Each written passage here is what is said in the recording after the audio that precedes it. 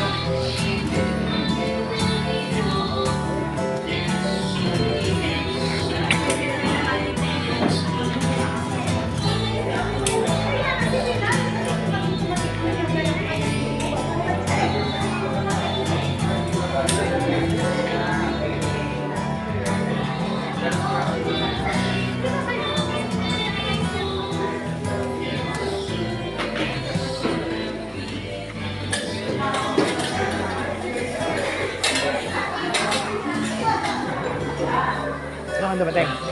Kailan ka dumating? Kailan ka dumating? Webix. Buti, nakapunta ka na. Ha? Bakasyon. Tayo po ay manalangin. Tunay nga o Diyos, Ikaw ay dakila, Ikaw ay mabuti, Ikaw ay tapat. Salamat po o Diyos sa araw na ito kung saan magtatalaga ng isang bata sa iyo. O Lord, salamat po sa araw na ito na tunay pinagpala mo, O God. Lord, salamat po sapagkat alam namin, Ikaw yung Diyos na buhay na araw sa narito, Panginoon, sasaksi, Panginoon, sa gagawin child dedication, Panginoon.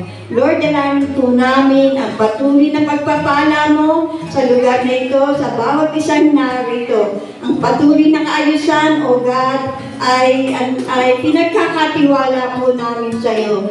Maraming salamat, Panginoon. At tunay alam namin, Ikaw yung Diyos na kasama namin sapagkat dalawang tatlong nagkatipon sa iyong pangalan, Ikaw ay nasa aming kalagitnaan. Salamat po, O Diyos, sa pagpapala mo sa araw na ito. Salamat po sa katagumpayan, Panginoon, ay pinagkaloob mo na nga po sa bawat sa amin. At tunay nga, Ama, sa iyo po, pinakamataas na papuri, pasasalamat at pagsamba in Jesus' mighty name. Amen. Amen. Sige po.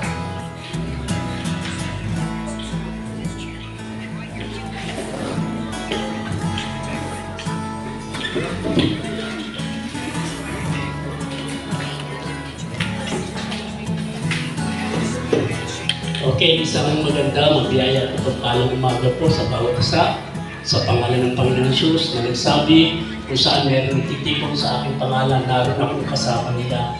So narito po ang Panginoon, katulad ng binanggit kanina, sa kanyang pangalan, siya ay nasa ating kalagitnaan. So kasama po natin ang presensya ng Panginoon at naniniwala tayo na narito ang Panginoon sa pamamagitan po ng ating pananampalataya. Dahil ang pananampalataya po ay paniniwala sa mga bagay na hindi nakikita. Tulad ng ating Diyos, hindi natin siya nakikita. Pero sinabi niya sa kanyang salita, kung saan meron nag-uusap o katungkol sa akin, naroon akong kasama nila. Bagamat di natin siya nahihipo, bagamat di natin siya nakikita, sinabi ng Panginoon, bakit po sa ating pananampalataya, narito po siya po. At yung pong ginawa namin na pagkanta, pag-awit sa Panginoon, isa pong paraan para madama yung presensya ng Panginoon. Sabi nga ang Diyos, sabi ng Zechariah 2:10, ang Diyos ay nananahanan sa pagpupuri. So sa umagang ito ay maraming salamat sa lahat, sa bawat isa na narito ngayon, bahagi.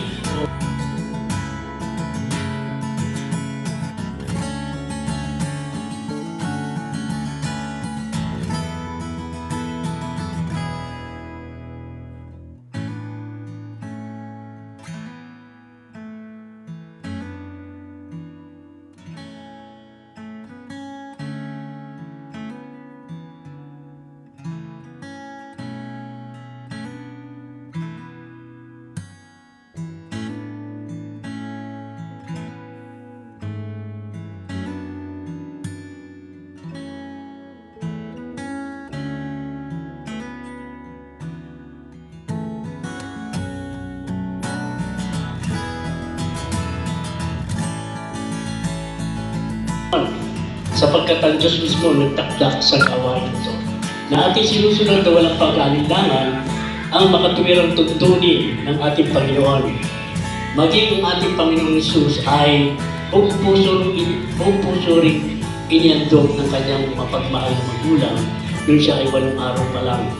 Sangayon sa Lucas 2:21-23. Sa makatwid, isang dakila at sagradong gawain ang pagtatalaga ng isang bata sa ating Diyos. Ito po kanya.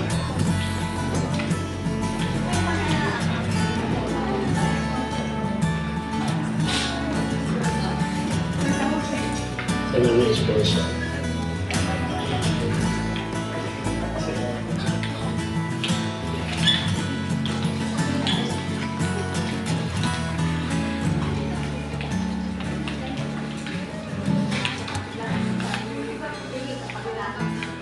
Miguel at Erica, meron pong atas para sa mga magulang kung paano sila palalakihin at didisiplinahin.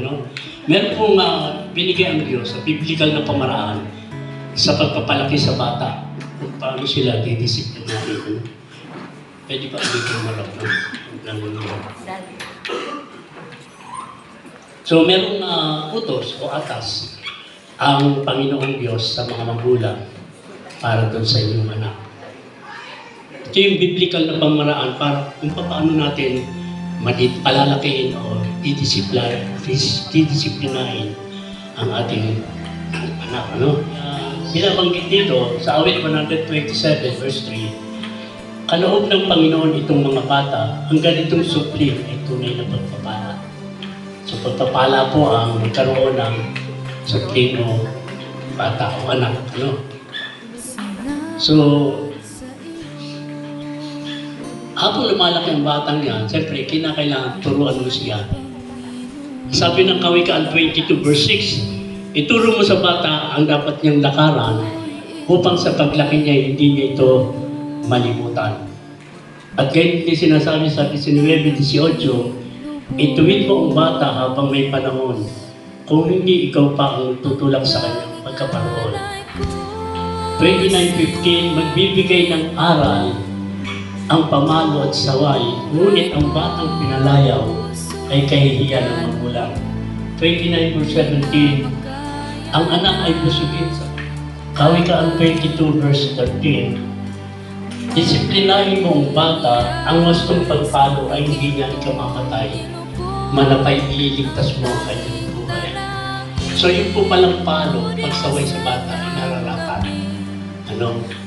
Dahil sabi nga, kinakailangan yung pagpano naman kung saan nang mapano ang bata. Meron nakataw na lang basta. Pero ang tamang pagpalo ay sa puwet. Bakit sa puwet? Kasi po, ang puwet po natin ay malaman. Hindi masyadong hintayin ng bata. Pero pagka sa ibang bahagi ng katawan, mararamdaman ng bata. So sabi nga, disiplinahin ng bata ang wastong pagpalo. ay hindi niya ikamamatay. Pagkos ito pa yung magdadala sa kanya para siya ay, si Ethan ay lumaki na may takot sa Diyos. Dapat pagpakita rin kayo ng isang makadiyos na pamaraan. Ano? At dapat din na kung gusto nyo yung batang yan ay lumaki walang bisyo, dapat wala rin kayong bisyo. Ano? Kasi kung ano yung nakikita sa magulang, yun din ang pangarisan ng anak. Yun po yung realidad natin, kung ano yung kaalim meron ng magulang, sinusundan ng anak. At kung gusto nyo na rin yung batang yan, lumaki na mayroong pagsunod, dapat nakita rin sa inyong puso yung paggalang. You know? Lahat ng mga pamuraan ay dapat iwasto ang bata habang siya lumalaki. Lalo tigil yung pagkakilala sa Panginoon. Pagiging malapit, kung paano kayo mga lino-lino, kung paano kayo nagkaroon ng relasyon dahil kayo po tumatay yung pangalawang magulang dito sa batang yan, ay kung paano kayo nagkaroon ng relasyon, dapat meron din kayong relasyon sa Panginoon. No? Kung paano po ba magkaroon ng relasyon sa Diyos? Ang sabi po ng John 1:12, sino man tumanggap at nanalig sa Panginoon Jesus ay binigyan ng karapatang maging mga anak ng Diyos. So yun po yung susi para po tayo ay magkaroon ng relasyon sa Panginoon. Napapaunawa po niya sa atin yung kahulugan ng Bible. Ang Biblia po, sabi nga po itong Biblia ay naglalaman ng isipan ng Diyos, kalagayan ng tao, paraan ng kaligtasan at kaligayahan ng mananampalataya. Kapahamakan din naman ang kasalanan. Sabi nga, basahin ito pang maging matalino, paniwalaan pang maging matiwasay at ipamuhay pang maging banal. Kung tayo po may relasyon sa Panginoon, sabi nga kapag ang isang tao may relasyon sa isa't isa, gusto niya nakikita siya, nakikita sila. Gusto nila meron silang kaugnayan, nag-uusap. Ganun din po sa Panginoon. Na kung tayo po ay may relasyon sa Panginoon, pwede po natin siyang kausapin sa araw-araw ng ating buhay. Ano po, dapat may relasyon sa Panginoon.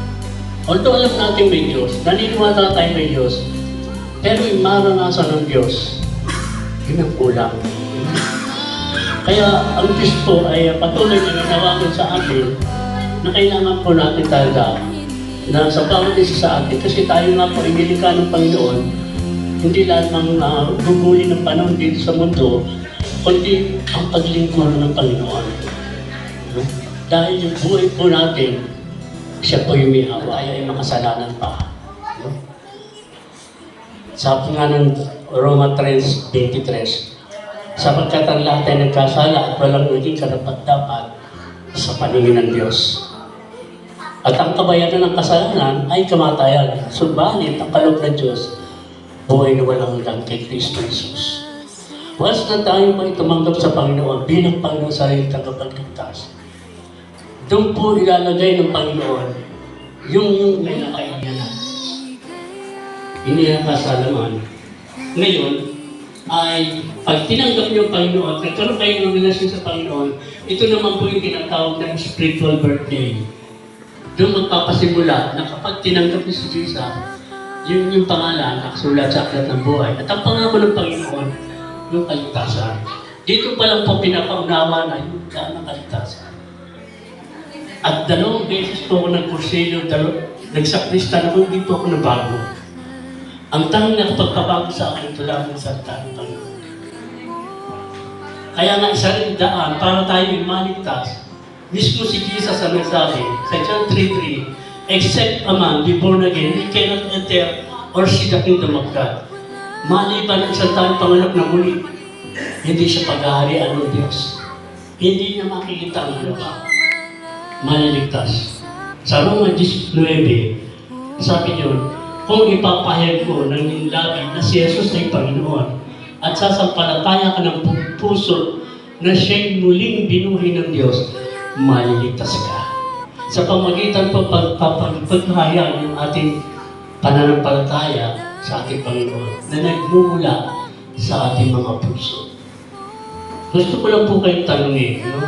Alam niyo, sa kabila ng tayo makasalanan, kagalakan, kapayapaan, katsagaan, kahinahunan, pagtipigil sa sarili, kabaitan, kabutihan. Yan po yung magmamanifest sa buhay ng isang taong nanampalataya, tumanggap kay Jesus bilang Panginoon at sariling tagapagligtas.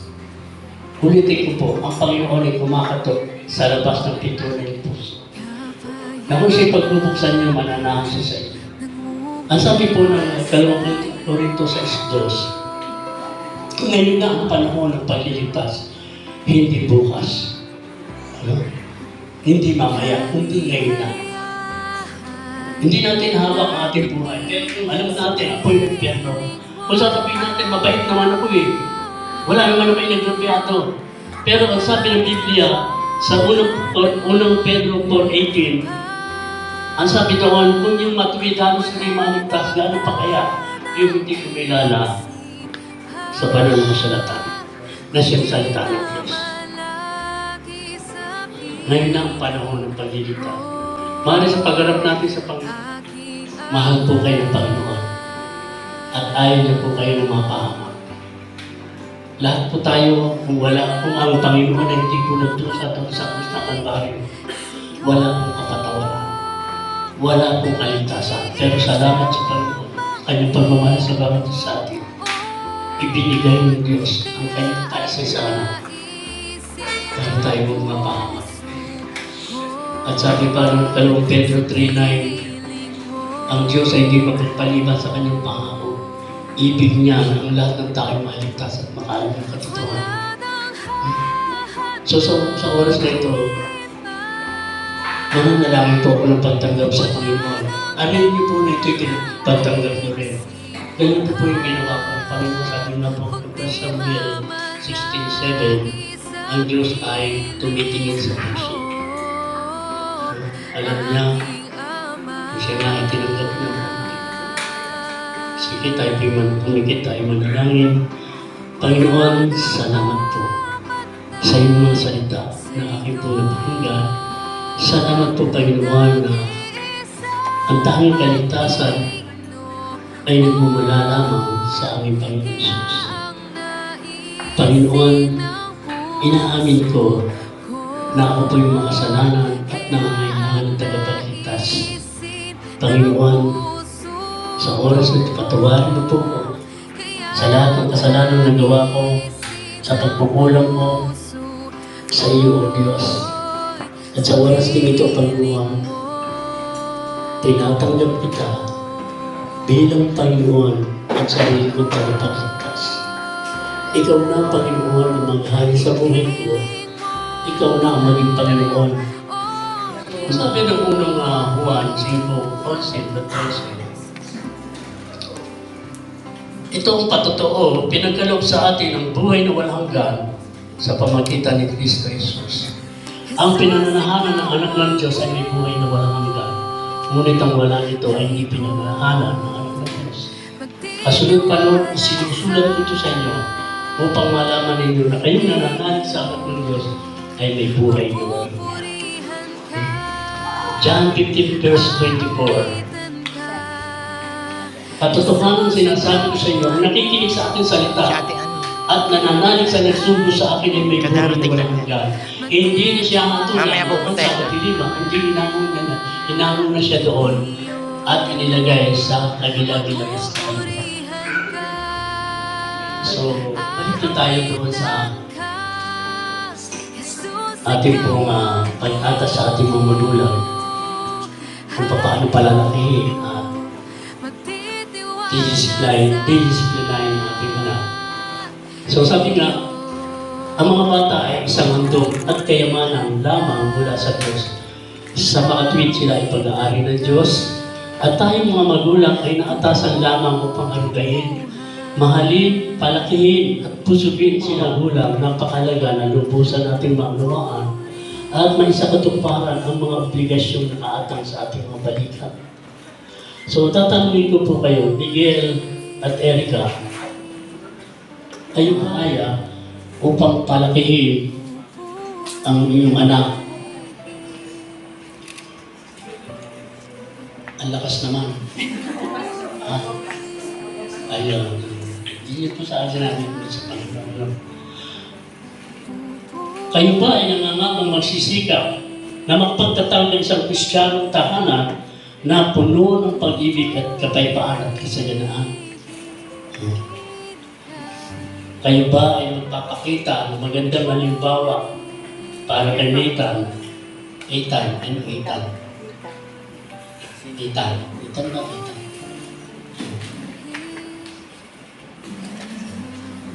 Ulitin ko, ano?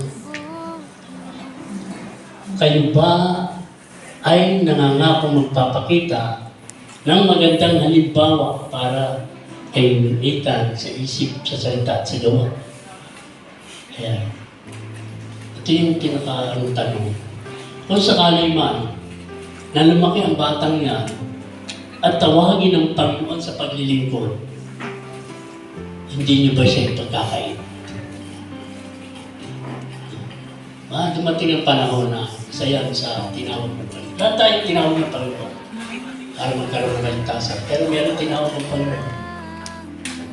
Yun, ano? At sa inyo namang pangalawang magulang, para kay Ethan, ay kayo na tumatay ng magulang. Na kung ano yung tanongin ko kayo, no? Kung sakali man dumating sa panahon na ang batang si Ethan o kanyang magulang ay nangangailangan ng tulong, kayong mga ninong at ninang, handa niyo ba silang tulungan? Handa niyo rin ba silang panalangin na sila ay pagpalain ng Panginoon?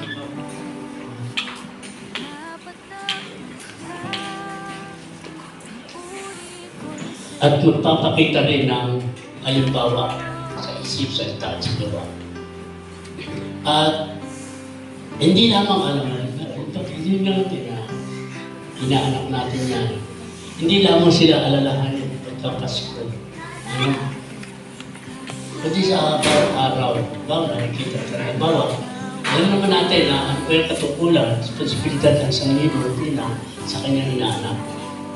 Hindi lamang Pasko, alalahanin. Kundi sa araw-araw, lalong tigil, alalahanin siya sa panalangin ng batang niya. Lumaki na may takot sa Panginoon at lumaki na kung saan ay laging hindi mo kayo sugat. Layo sa sakit siya ng karamdaman. So, salamat sa Panginoon. Tayo po ay pumigit tayo, pimanalangin. Ama namin Diyos, na Diyos na mapagmahal at mapagmaruga. Dumutuloy po kami sa iyong harapan para po sa aming kapatid, sa Helga, Miguel, na kung saan ay tunay na binigyan mo ng responsibilidad para palakihin kanila. Dalayan ko, Panginoon, patuloy po silang pagpalain, bigyan ng kalakasan, kalusugan, at bigyan mo rin sila ng karunungan upang mapalaki nila ang kanilang anak sa tama. Maraming po salamat, Panginoon. Pagpalain po ang bata si Ethan, Panginoon. Dalayan po, Diyos, ilayo mo siya sa sakit sa mabigat na karamdaman. Pagpalain mo rin ang kanyang magulang, sa buhay, Panginoon. Naniniwala po ako, Diyos, na lalaki ang batang si Ethan, na balang araw, tatawagin mo rin siya para maglilingkod sa iyo. Salamat po, Panginoon. Gayun din po, Diyos. Salamat din po, Panginoon, sa buhay ng kanyang ninong at ninang na tumatayong magulang, pangalawang magulang. Inyo rin silang pagpalain, Panginoon. Maraming po salamat po, Diyos. Maging mga nasaksing narito, Panginoon, salamat po. Panahon, inyong po nila para dito, O Diyos. Kailangan ko rin sila po ay pagpalain ng Panginoon. Dahil alam namin, Panginoon, alam po na sila po ay meron ng kaugnayan sa iyo. Dahil tinanggap ka nila bilang Panginoon at sariling tagapagligtas. Maraming po salamat, Panginoon. Pinupuri kita, pinasasalamatan. At kasabay na rin po, Panginoon, sa buhay po ni Ethan na ngayon ay daraos na kanyang unang taon, Panginoon, kanyang kaarawan. Lord, salamat. Simula na siya isilang, ikaw na ang nag-ingat, nagpala sa batang ito. Salamat po, Panginoon, mula sa kanyang sinapupunan, naroon na aming pangangalaga, O Diyos. Maraming pong salamat, dakilang Diyos. Salamat po. In Jesus' name, Amen. So,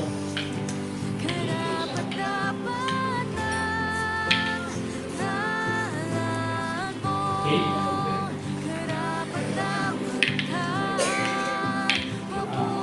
Bilang ministro, paglingkod ng Panginoon, itong Ethan ay aming tinatalaga sa Panginoon, inyahan doon, sa Diyos na maniliga, tagapagligtas, pinagkukulan ng buhay, tagapangalaga, ng gagamot, Panginoon at manilubos natin na sa pangalan ng Ama, ng Anak at ng Diyos, Espiritu Santo. Amen. Amen. Sige po, para pakanta. God bless you sa inyo. Pwede po ba nito yung box? Hindi, tapos na. Walang... Pero rin nagsasabi na rin na advance Merry Christmas. Okay. Picture, Pastor. Ito po yung pala, nakalimutan ko. Narito po yung mga pangalan ng Nino at Nina. Para perman po. Patibayan na kayo po ang tumatay yung pangalawang magulang ni Ethan. So, hindi lang po kayong pipirmada. Ang pumipirmada kundi ang naging ang Panginoon. Ayan, ano po? Nalimutan. Basta isipin nyo na lang po, Roma 10:17, ang pananampalataya na bumula sa pakikinig at pakikinig ng salita ng Diyos. Ito po nga kandila na may liwanag, may sumisimbolo ng ilaw. At ang ilaw na yan ay walang iba kundi ako ang ilaw ng sumagot si Jesus, ako ang ilaw ng sanlibutan. Ang sino man sumusunod sa akin ay hindi lalakad sa kadiliman, kundi magkakaroon ng ilaw ng buhay. So, ito pong kandila na sumisimbolo ng liwanag ng Panginoon, tayo ng ilaw ng Panginoon, tayo po mismo na nanampalataya sa Panginoon ay magsilbing liwanag. Ano po, lalo na sa mga Nino, magsilbi kayong liwanag sa inyong inaanak. Ano po. So, ito po rin ilaw ay mag-uupo sa atin para po tayo, katulad ng binanggit ko kanina, kung paano tayo magkakaroon ng relasyon sa ilaw, na wala iba kundi ating Panginoon. Napakalaga po ng ilaw. Iba pagkakinig tayo ng ilaw, madilim. Ganun din sa buhay ng tao. Pagka hindi siya nagliliwanag, wala siyang kaugnayan sa Panginoon, madilim ang kanyang magiging buhay. So, salamat sa Panginoon. Maraming po salamat. Minsan ito po, palakpakan po natin ang ating Panginoon.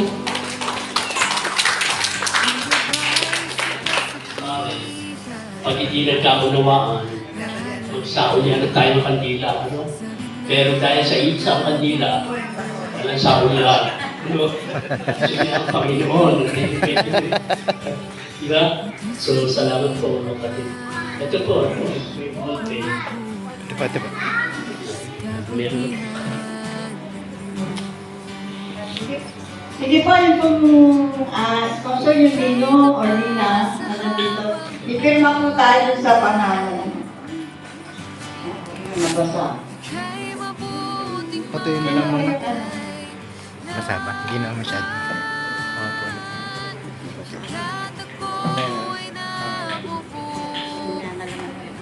Sa reception. Picture na lang muna. Patuloy na. Ninong po muna. Mga ninong po.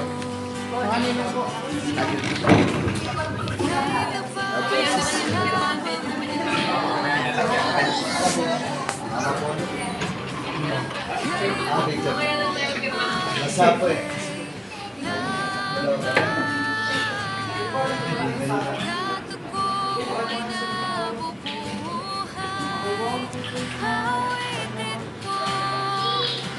Happy birthday, happy birthday to you. Happy birthday just for you. Happy birthday. Sound check 1, 2, 5, So, 1, 2, 3. Alright, sa lahat po ng mga mahal natin guests, habang nagtitake po ng picture ang ating mga mahal ng mga ninong and ninay, please, kumpletuhin na po natin ang ating mga tables. Cheers!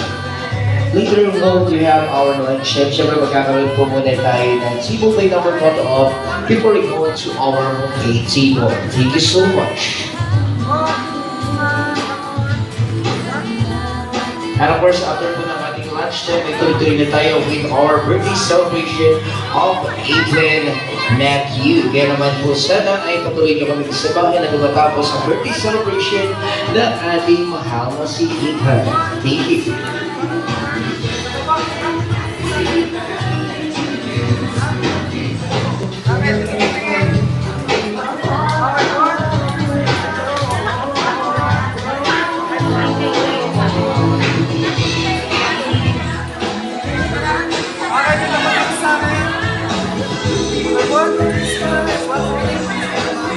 Offering ang ating photo with our photos winners.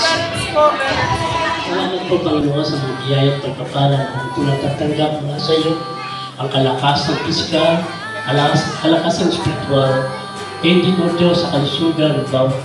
Salamat po sa ginagawa gagawin mo pa sa buhay ng bawat isa. At sa oras din ka, Panginoon, amin po hinihiling sa iyo na ito pong aming pagsasalusaluhan na pagkain ay hindi po tubat sa basahan, magsilbing kalakasan, kagalingan ng aming puno pangkatawan. Salamat po, Panginoon, sa mga biyayang ito, Panginoon. Salamat sa mga naging dahilan nito, O Diyos. Maraming po salamat sa pangalan ni Jesus. Ito aming dalangin. Amen. Tayo magkakaroon ng ating table by number photo. So make sure po natin na kompleto na ang ating mga family members or ating mga kasama sa ating mga table para kapag tinawag ay tuloy-tuloy na po tayo dito. Ayan. Alright, so ito na ang ating first table. Nauna na sila. Ayan. Alright, so get ready po sa yung table at natawagin ko na rin po sila after. Alright? Hindi naman po na tayo. Talaga yung bagay natin dyan. Ayan. Ay, ready? 1, 2, 3, and smile. Last one. To the side like this. Number 1 side. Ayan. Ready? And 1, 2, 3. Here we go. Thank you so much. Table number 2. We go on our table number now. We're going to our third table. Sir, please. You're next.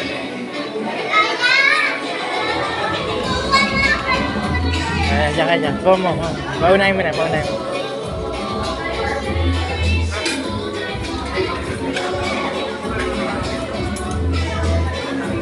Wait. Sandali lang ka. Dandan pala po. Dari ang tapos. At syempre mga kaibigan, ito lang ang golden question. Bigyan mo ako ng isang party music dyan. Everybody, ang golden question, handa na po ba ang lahat? Yes, kung handa na lang, sabay-sabay with energy. Happy! Hooray! Here we go, and now, ladies and gentlemen, we're officially open our party. And syempre mga kaibigan, tayo na po ay magpapatuloy agad-agad sa ating pamimigay ng ating mga prizes. At medyo talagang natuwa at nagulat lamang po ako dahil bibihira po ganitong party. Kita niyo ang mga bata ang lalaki. Lalo na po sa banda dito. Ayan. Alright, so bagamat konti ang kids natin, madami adults, tuloy na nga ating kasiyahan. Siyempre, huwag kayo mag-alala kung ano man po yung gagawin natin dito ngayong araw, hindi po ito makakalabas sa buong Laguna. Sa loob lang kakalat, kaya huwag kayo mag-alala. Alright, so mga kaibigan, hindi mo namin start na. Wait, nagtatanong lang ako ng mga facts about sa ating celebrant na si Ethan. For example, ilan ang eksaktong pilik mata ni Ethan? May nakakala mo? Siyempre, wala. Ayan. Alright, ganoon lang po. Pag alam niyo yung sagot, please raise your hands. Wala ang konti. And after that, wala pong aalis. Ano po? Dahil may gagawin si Mami Sandali, okay? So please, compress muna tayo, guys. Ready? And please, tingin tayo sa ating official camera muna. Ready? 1, 2, 3, smile. One more. Okay, so umangin naman daw dyan. Alright, so, wait lamang po, wala po muna luluwas, wala muna nga alis ang natatayo. Yung mga papipiliin natin, so pag hinawakan niyo po, mag-move forward dito, at gagawa tayo ng isang buong linya. So, ang mangyayari is, dalawang linya po, alright? So, 5 sa kaliwa at 5 naman sa kanan, alright? So, mami, sino po yung unang pipiliin natin? Ayan. Alright. Pagod na kanina, nadamay pa. Ma'am, dito po kayo sa unahan. Dalawa. Push. Ayan. Tatlo. Push. Apat. Push. Oo, 5. Push. Ayan. Sa mga titang hindi napili, salamat po. Alright. Sa mami, dito lang po sa kabila. Pipili po tayo ng 5. Pag-inda patin mo, ikaw ay mamasdan, makaniika at sa'yo ay pumisan. Loobin mong ang buhay ko'y maging banal mong tahanan, luklukan ng iyong wagas na pagsinta. Daluyan ng walang hanggang mga papurit pagsamba, maghari ka, O Diyos, ngayon at kailanman. Loobin mong ang buhay ko'y maging banal mong tahanan, luklukan ng iyong wagas na pagsinta. Daluyan ng walang hanggang mga papurit pagsamba, maghari ka, O Diyos, ngayon at kailanman.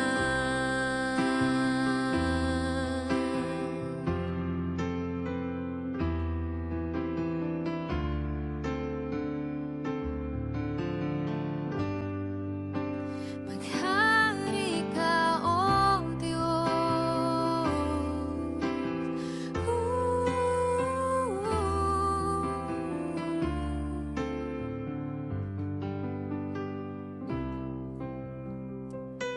Loobin mong ang buhay ko'y maging banal mong tahanan, luklukan ng iyong wagas na pagsinta. Daluyan ng walang hanggang mga papurit pagsamba, maghari ka, O Diyos, ngayon at kailanman.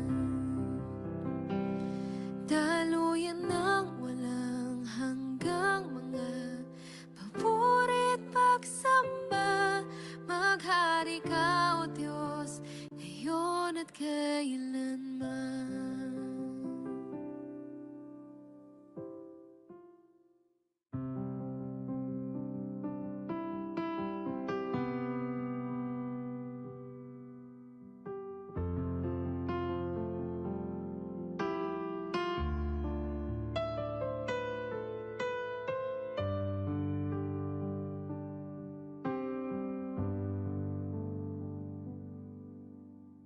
Ikaw lang ang pag-asa ko,